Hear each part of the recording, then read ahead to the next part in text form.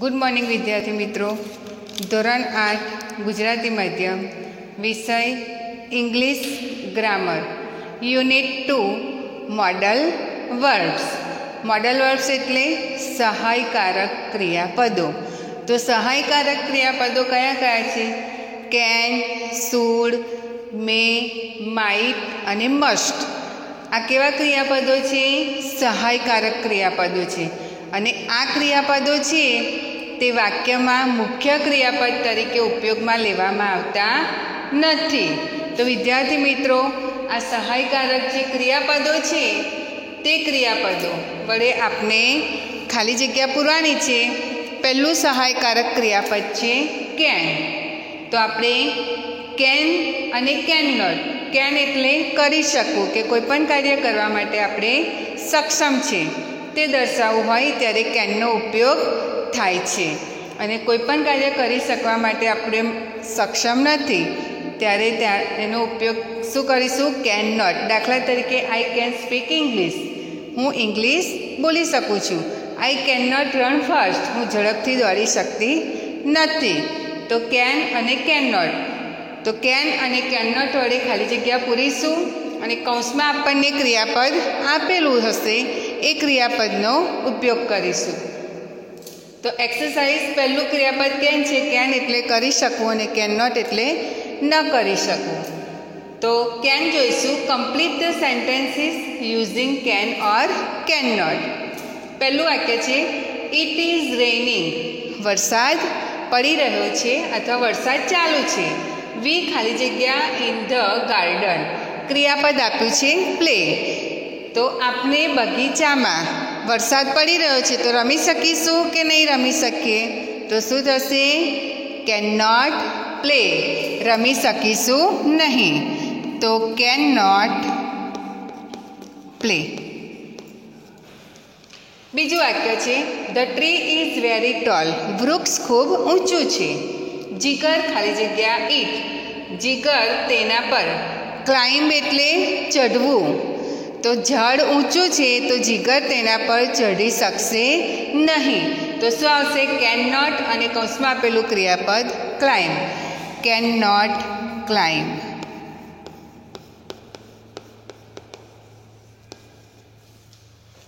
ત્રીજું છે Sanjay is short. Sanjay નીચો છે. હી ખાલી જગ્યા ઓન ધ લાસ્ટ બેન્ચ. ક્રિયાપદ આપ્યું છે સીટ. તેને છેલ્લી પાટલી પર. સીટ એટલે બેસાડવો જોઈએ કે ન બેસાડવો જોઈએ? બેસાડી શકાય કે ન બેસાડી શકાય? તો એ નીચો છે તો તેને છેલ્લી પાટલી પર બેસાડી શકાશે નહીં. તો શું આવશે?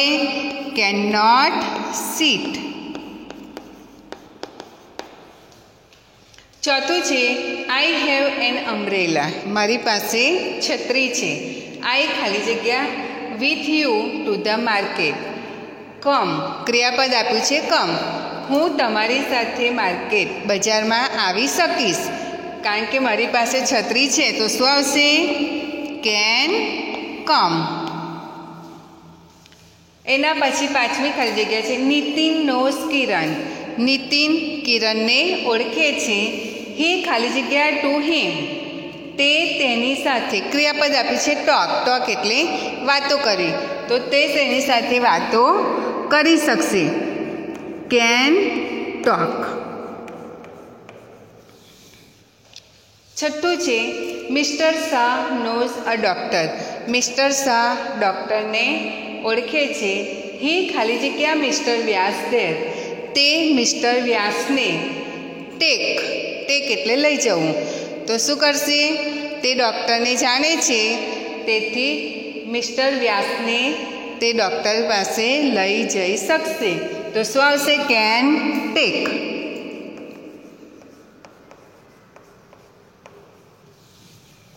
સાતમું છે I do not have mobile. મારી પાસે મોબાઈલ નથી. આઈ ખાલી જગ્યા માય પેરેન્ટ્સ. હું મારા માતા પિતાને. ક્રિયાપદ આપ્યું છે કોલ. તો મારી પાસે મોબાઈલ નથી તો હું મારા માતા પિતાને કોલ કરી શકીશ નહીં. તો શું આવશે? Can not call.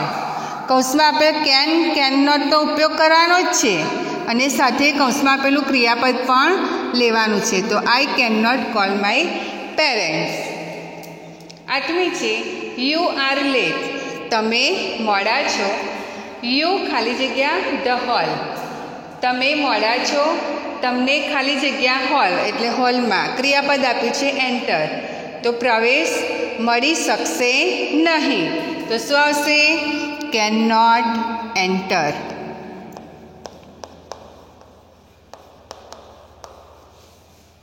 9મું છે ઉમંગ હેઝ ફીવર. ઉમંગને તાવ છે. હી ખાલી જગ્યા આઈસ્ક્રીમ ઈટ.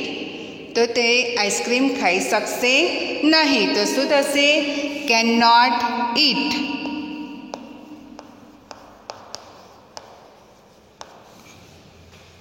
10 નંબર છે there are 16 student in the class. વર્ગમાં 60 વિદ્યાર્થીઓ છે. ધ ટીચર ખાલી જગ્યા there books in one day. કૌંસમાં આપ્યું છે કરેક્ટ. એટલે કે શિક્ષક એક દિવસમાં એ વિદ્યાર્થીઓની બુક્સનું કરેક્શન કરી શકશે નહીં. કારણ કે 60 વિદ્યાર્થીઓ છે. 60 વિદ્યાર્થીઓનું કરેક્શન એક દિવસમાં થઈ શકશે નહીં. તો શું આવશે? Can not correct. Rohit is a fast runner. Rohit ઝડપી દોડવીર છે. હી ખાલી જગ્યા ધ મેચ. તે મેચ ક્રિયાપદ આપ્યું છે વિન. તો ઝડપથી દોડી શકે છે એટલે તે મેચ જીતી શકશે. તો શું આવશે? Can win. 12 નંબર છે આકાશ નોઝ ઇંગ્લિશ. આકાશ ઇંગ્લિશ જાણે છે અથવા આકાશને ઇંગ્લિશ આવડે છે. હી ખાલી જગ્યા યુ ટોક. તે તમારી સાથે વાત કરી શકશે. તો શું આવશે? Can talk. Asha likes cooking. આશાને રસોઈ બનાવવી ગમે છે. સી ખાલી જગ્યા મેની ટેસ્ટી ડીશ. તે મેની એટલે ઘણી બધી, ટેસ્ટી એટલે સ્વાદિષ્ટ અને ડીશ એટલે જમવાનું. તે સારું એવું ટેસ્ટી સ્વાદિષ્ટ જમવાનું બનાવી શકશે કારણ કે એને રસોઈ બનાવવામાં ગમે છે. તો શું આવશે? She can make many tasty dish. You are not 18 years old. તમે 18 વર્ષના નથી. યુ ખાલી જગ્યા અ કાર. તમે કાર ક્રિયાપદ આપ્યું છે ડ્રાઈવ. ડ્રાઈવ એટલે હંકારવું એમ. તો તમે કારને હંકારી શકશો નહીં કારણ કે 18 વર્ષની ઉંમર વગર તમને લાઇસન્સ ન મળે અને લાઇસન્સ વગર તમે કાર ફેરવી શકો નહીં. તો શું આવશે? Can not drive.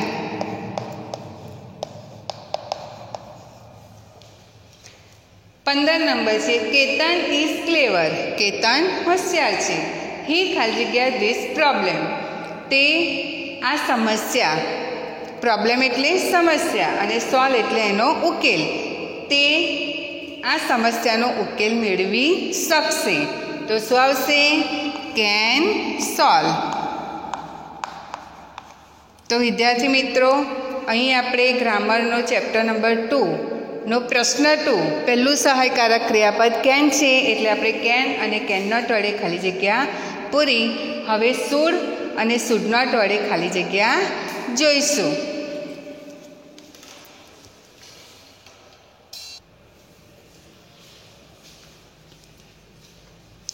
Exercise number 1. Complete the sentences using should or should not. Should અથવા શુડ નોટ વડે ખાલી જગ્યા પૂરો. તો બીજું સહાયકારક ક્રિયાપદ છે શુડ. શુડ એટલે કરવું જોઈએ અને શુડ નોટ એટલે ન કરવું જોઈએ. તો વિદ્યાર્થી મિત્રો, અહીં શુડ અને શુડ નોટ વડે ખાલી જગ્યા પૂરવાની છે. હવે તમને કહી દઉં કે જો આપેલું વિધાન હકાર હોય તો ખાલી જગ્યાની અંદર નકારથી વાક્ય લખવાનું. જવાબમાં શું હશે? ખાલી જગ્યામાં નકાર એટલે કે શુડ નોટ. અને જો વાક્ય નકાર હોય, નોટ આપ્યું હોય વાક્યમાં, તો ખાલી જગ્યા હકારથી પૂરવાની એટલે કે શુડથી. બીજું કે વાક્યની અંદર જે ક્રિયાપદ આપ્યું હશે તે ક્રિયાપદને આઈએનજી લાગેલું હશે તો એ આઈએનજી વાળું રૂપ આઈએનજી કાઢી નાખવાનું અને ક્રિયાપદનું મૂળ રૂપ લખવું. દાખલા તરીકે પહેલી ખાલી જગ્યામાં ટીઝિંગ આપ્યું છે તો ટીઝ એક ક્રિયાપદ છે તો ટીઝિંગમાંથી આઈએનજી નીકળી જશે અને એકલું ટીઝ લેવાનું. પછી જોઈ લેવાનું કે ઉપર આપેલું વાક્ય હકાર છે. જો હકાર હોય તો શુડ નોટનો ઉપયોગ કરવાનો અને નકાર હોય તો એકલું શુડ. અને જે આઈએનજી વાળું રૂપ છે તેમાંથી આઈએનજી કાઢી અને ક્રિયાપદનું મૂળ રૂપ લખવાનું. તો વિદ્યાર્થી મિત્રો જોઈશું આપણે ખાલી જગ્યા. The children are teasing animals. Tease એટલે ચીડવવું. બાળકો પ્રાણીઓને ચીડવે છે તો શું ચીડવવું જોઈએ એમને કે ન ચીડવવું જોઈએ? તો બાળકોએ પ્રાણીઓને ચીડવવા ન જોઈએ. બીજું કે અહીંયા જે નામ આપ્યું હોય ને એ નામની બદલે નીચે તમારે સર્વનામનો ઉપયોગ કરવાનો. એટલે સર્વનામ લખેલું જ છે પણ જ્યારે શુડ કે શુડ નોટનો ઉપયોગ કરી વાક્ય બનાવવાનું હોય ત્યારે નામને બદલે સર્વનામનો ઉપયોગ કરવાનો. વાક્ય હકાર હોય તો જવાબ શુડ નોટથી લખવાનું અને વાક્ય નકાર હોય તો જવાબ શુડથી. અને આઈએનજી વાળું રૂપ છે તેમાંથી આઈએનજી કાઢી અને મૂળ રૂપ લખીશું. તો શું આવશે? They should not. ઉપરનું વાક્ય હકાર છે એટલે અહીંયા શું થશે? નકાર આવશે, શુડ નોટ. હવે આઈએનજી વાળું રૂપ ટીઝિંગ છે તો ટીઝિંગમાંથી આઈએનજી નીકળી જશે અને શું આવશે? Tease. They should not tease animals. બીજું છે દેવ ઇઝ ટેલિંગ અ લાય. દેવ જુઠ્ઠું બોલી રહ્યો છે. લાઈવ એટલે જુઠ્ઠું બોલવું. તો દેવ માટે વપરાતું સર્વનામ હી. હવે આ વાક્ય હકાર છે એટલે જવાબમાં શું આવે? શુડ નોટ આવે. નોટ આપ્યું હોય તો જ નકાર કહેવાય એટલે શુડ નોટ. હવે આઈએનજી વાળું રૂપ કયું છે? ટેલિંગ. તો ટેલિંગમાંથી આઈએનજી નીકળી જશે તો શું થશે? ટેલ.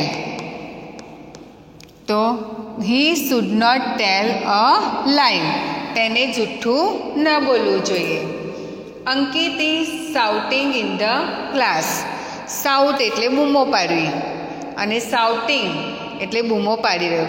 અંકિત વર્ગમાં બૂમો પાડી રહ્યો છે એ વાક્ય પણ હકાર છે તો અહીંયા શું આવશે? He should not. વાક્ય હકાર છે એટલે નકારમાં શુડ નોટ આવશે અને શાઉટિંગમાંથી આઈએનજી કાઢી નાખવાનું એટલે એકલું shout. He should not shout in the class. ચોથું છે Ankita is not working hard. Ankita ખૂબ મહેનત કરતી નથી તો શું આવશે? She should. ઉપર જો નોટ આપ્યું છે એટલે વાક્ય કેવું છે? નકાર છે એટલે જવાબ હકારમાં લખવાનો, શુડ આવશે. She should. હવે આઈએનજી વાળું રૂપ વર્કિંગ છે તો આઈએનજી નીકળી જાય તો work. She should work hard. Mister Das is not teaching the children properly. Mister Das બાળકોને સારી રીતે ભણાવતા નથી તો શું થશે? અહીંયા નોટ આપ્યું છે એટલે નકાર છે એટલે આપણે જવાબ શેમાં આવશે? હકાર. હકારમાં શુડ લેવાનું, નકારમાં શુડ નોટ. તો અહીંયા વાક્ય નકાર છે એટલે જવાબ શું આવશે? હકાર. તો શું લખીશું? શુડ. અને મિસ્ટર દાસ માટે વપરાતું સર્વનામ હી. He should. આઈએનજી વાળું રૂપ કયું છે? ટીચિંગ. તો એમાંથી આઈએનજી નીકળી જશે એટલે એકલું teach. She should teach the children properly. તેમને બાળકોને સારી રીતે ભણાવવા જોઈએ. Mohan is not studying well. Mohan સારી રીતે અભ્યાસ કરતો નથી તો આ પણ નકાર છે એટલે જવાબમાં હકાર શું આવશે? શુડ. He should. આઈએનજી સ્ટડીંગમાં છે, આઈએનજી કાઢી નાખીશું એટલે શું આવશે? સ્ટડી. હી શુડ સ્ટડી વેલ. તેને સારી રીતે અભ્યાસ કરવો જોઈએ. The children are writing on the board. બાળકો બોર્ડ પર લખી રહ્યા છે. હવે આ વાક્ય હકાર છે કારણ કે વાક્યમાં નકાર નથી. જો આ ત્રણેય વાક્યમાં નકાર આવતું હતું, નોટ નોટ નોટ, એટલે આપણે શુડનો ઉપયોગ કર્યો. હવે આ વાક્યમાં શુડ નોટ નથી એટલે હકાર કહેવાય એટલે જવાબ શું આવશે? Should not. તો ધે શુડ નોટ.